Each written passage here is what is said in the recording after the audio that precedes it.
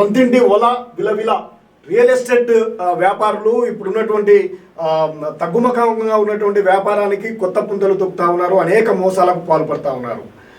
తక్కువ రేటుకు వస్తుంది అంటూ చెప్తూ అనేకమైనటువంటి హామీలు ఇస్తూ కరపత్రాల్లోనే చూపిస్తూ అక్కడ మాత్రం అమలు చేయకుండా సంవత్సరాల తరబడి నిర్మాణాలు చేపట్టకుండా సొంత ఇంటి కళను ఎన్నో కళలు కానీ కష్టాన్ని రెక్కలు ముక్కలు చేసుకొని సంపాదించుకున్నటువంటి సొమ్మును మధ్యతరగతి ప్రజల యొక్క సొమ్మును రియల్ ఎస్టేట్ వ్యాపారులు కొల్లగొడుతున్నటువంటి పరిస్థితి, వారి యొక్క జీవితాలు అల్లకొల్లలాగా మారుతున్నటువంటి పరిస్థితులు నేడు రాష్ట్రంలో చోటు చేసుకుంటుంది. ముఖ్యంగా హైదరాబాద్ నగరంలో ప్రధానంగా, అదేవిధంగా వివిధ పట్టణాలలో అభివృద్ధి చెందుతున్నటువంటి పట్టణాల్లో కూడా ఇటువంటి మోసాలకు పాల్పడుతూ మధ్యతరగతి ప్రజలను పీడిస్తున్నటువంటి అంశం ఒకసారి చూద్దాం. రియల్ కష్టాలు చూపిస్తున్న కొన్ని సంస్థలు మూడో వంతు మోసాలే, 3 వంతులు రియల్ ఎస్టేట్లో మోసాలే జరుగుతూ ఉన్నాయి. కొద్దిగా కనుమరుగై ఉంటే చాలు, కొద్దిగా నమ్మినట్టు ఉన్నట్టయితే చాలు మోసాలకు పాల్పడుతున్నటువంటి చిన్న రియల్ ఎస్టేట్ వ్యాపారం నుంచి పెద్ద సంస్థల వరకు కూడా ఈ మోసాలు భారీగా పెరుగుతున్నటువంటి సందర్భంలో మధ్యతరగతి ప్రజలంతా కూడా ఎంతో జాగ్రత్తగా ఇంటి కొనుగోలులో జాగ్రత్తలు తీసుకోవాల్సినటువంటి అవసరం అయితే మనకు కనిపిస్తూ ఉంది. మధ్యతరగతి ప్రజల సొంతింటి కళను కొన్ని స్థిరాస్తి సంస్థలు కళ్ళలు చేస్తున్నాయి. బ్రోచర్లో అద్భుతాలు చూపించి వాస్తవాల్లోకి వచ్చేసరికి ఆశాలపాతానికి నెట్టేస్తున్నాయి. తిని తినక కూడబెట్టిన డబ్బు కాదు, అప్పులు తెచ్చి మరీ చెల్లిస్తున్నా నిలువునా ముంచేస్తున్నాయి. కాగితాలకి పరిమితమైనటువంటి ప్రాజెక్టులను అమ్ముకొని సొమ్ము చేసుకునే కొన్ని ఉన్నాయి. ఏళ్ల తరబడి నిర్మాణాలు పూర్తి చేయకుండా కొనుగోలుదారులను ముప్పు తిప్పలు పెట్టేవే మరికొన్ని.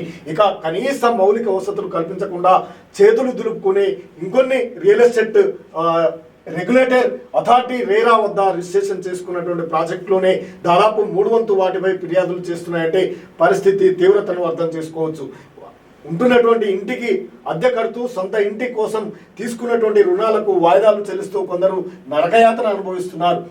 2021-22, 2024-25 మధ్య మొత్తము 6,689 రియల్ ఎస్టేట్ ప్రాజెక్టుల నిర్మాణానికి రేరా వద్ద రిజిస్ట్రేషన్ చేసుకోక ఇదే సమయంలో రకరకాల మోసాలకు పాల్పడుతూ తీవ్రమైనటువంటి అవస్థలను ఎదుర్కొంటున్నటువంటి పరిస్థితి మధ్యతరగతి ప్రజలు. సంగారెడ్డి జిల్లా వెలిమెల గ్రామంలో భవన్ తేజ ఇన్స్ట్రక్షన్ ఎల్ఎల్పి సంస్థ ఆరాత్యగా నిర్మించదలపెట్టినటువంటి ప్రాజెక్టులో ప్లాట్లు కొనుగోలు ఉప్పాలగూడకు చెందినటువంటి విద్యాసాగర్ 2021 ఏప్రిల్ 1న ఒప్పందం కుదుర్చుకున్నారు. ప్రాజెక్టు నిర్మాణం పూర్తి కాకపోవడంతో దాని బదులు దుండిగల్లో ప్రతిపాదించినటువంటి తులసి భాగ్యనగర్ ప్లాట్లు తీసుకునేందుకు మరో ఒప్పందం చేసుకున్నారు. ఇది కూడా పూర్తి కాకపోవడంతో మళ్ళీ వెలిమలలోని నిర్మిస్తున్నటువంటి ఆరా ప్రాజెక్టు బి బ్లాక్లో ప్లాట్లు తీసుకునేందుకు ఇంకో ఒప్పందం కుదుర్చుకున్నారు. 28 లక్షలు చెల్లించారు. 2022 జూలై నాటికి ప్రాజెక్టు పూర్తి చేసి ప్లాట్లు అప్పగించాల్సినటువంటి అవసరం ఉన్నప్పటికీ దాన్ని ఇవ్వకుండా మార్చేస్తూ తీవ్రమైనటువంటి ఇబ్బందులకు గురి చేస్తూ ఉన్నారు. మార్చుకున్న ప్రాజెక్టు ఇప్పటివరకు పూర్తి కాలేదు, అద్దె కూడా చెల్లించలేదు. మిగిలిపోయినటువంటి బాధితులు రేరాను ఆశ్రయించారు.